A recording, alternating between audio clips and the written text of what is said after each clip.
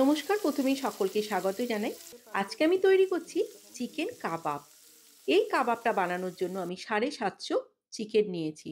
চিকেনটা খুব ভালো করে পরিষ্কার করে ধুয়ে নিয়েছি। এখন চিকেনটা ছুরি দিয়ে একটু কাট করে নিচ্ছি, যাতে করে মশলাটা খুব ভালো করে চিকেনের মধ্যে ঢুকে যায়। একটা মিক্সিং বোল নিলাম, তার মধ্যে পুরো চিকেনটা নিয়ে নিলাম। দিয়ে দিচ্ছি ২ চামচ পেঁয়াজ আর কাঁচা লঙ্কা বাটা। এখানে আমি ১ টা পেঁয়াজ আর ২ টো কাঁচা লঙ্কা বেটে নিয়েছি। দিয়ে দিলাম ১ চামচ আদা রসুন পেস্ট। এবার দিয়ে দিচ্ছি ২ চামচ টক দই। ১ চামচ দিচ্ছি ধনে গুঁড়ো, ১ চামচ জিরে গুঁড়ো আর অল্প একটু দিলাম গরম মসলা গুঁড়ো।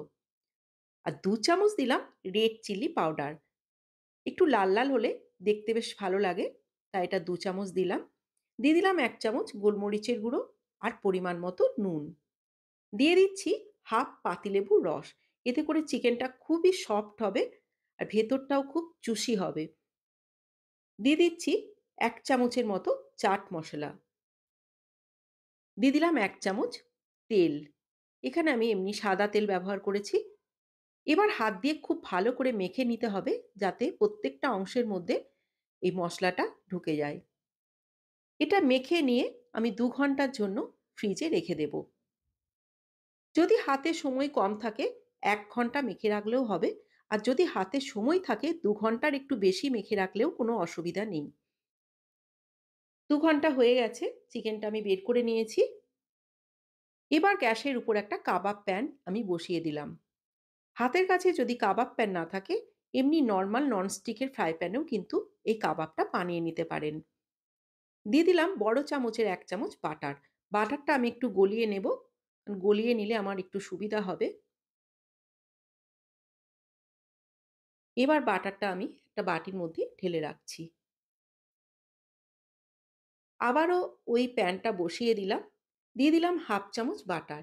এবার একটা, একটা করে চিকেনের পিস আমি এর মধ্যে দিয়ে দেব। একটা ব্যাচে হবে না, ২ টো ব্যাচে এটা তৈরি করে নেব। কাবাব খেতে আমরা ছোট বড় সবাই ভীষণ ভালোবাসি। তো এইভাবে কাবাবটা বাড়িতে বানিয়ে নিতে পারেন। ভীষণই সহজ আর খেতে হয় দুর্দান্ত। এবার গ্যাসের ফ্লেম লো টু মিডিয়ামে করে ৩ মিনিটের জন্য ঢেকে দিলাম। ৩ মিনিট পর ঢাকা খুলে ওপর থেকে অল্প করে, করে বাটারটা দিয়ে দিচ্ছি।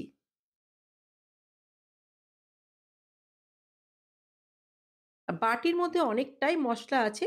মসলাগুলো একটু, একটু করে উপরে দিয়ে দিচ্ছি।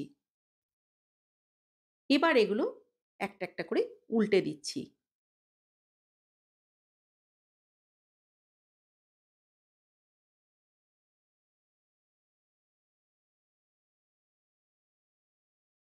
সবগুলো উল্টে দেওয়া হয়ে গেছে। এখন আমি উপর থেকে আবারও একটু করে মসলাটা লাগিয়ে দিলাম। আবারও একইভাবে ৩ মিনিটের জন্য ঢেকে দিলাম। আবার ওপর থেকে একটু করে বাটারটা দিয়ে দিচ্ছি। এইভাবে ২-৩ বার করে নিতে হবে।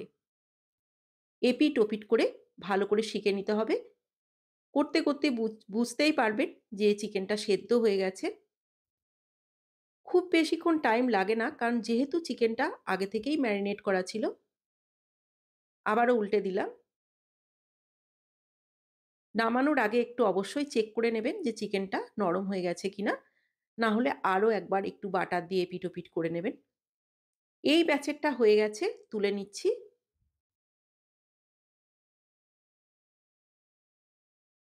পরের ব্যাচেরটা একইভাবে আমি তৈরি করে নিচ্ছি।